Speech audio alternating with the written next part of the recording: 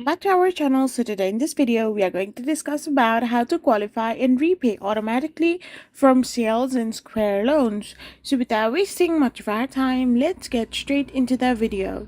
So to qualify for a Square loan, you need to simply have an active Square loan account first. So you need to have a Square account.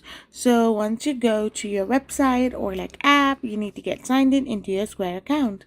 So once you get into your Square account, you need to simply have an active account. Like you need to simply use it on a daily basis or have it active or have a history of processing credit card sales. So eligibility is based on factors like payment processing volume, account history, and payment frequency, and offers are by invitation only.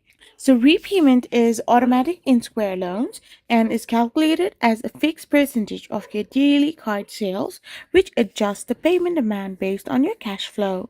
So this is how you qualify and repay automatically from sales in Square.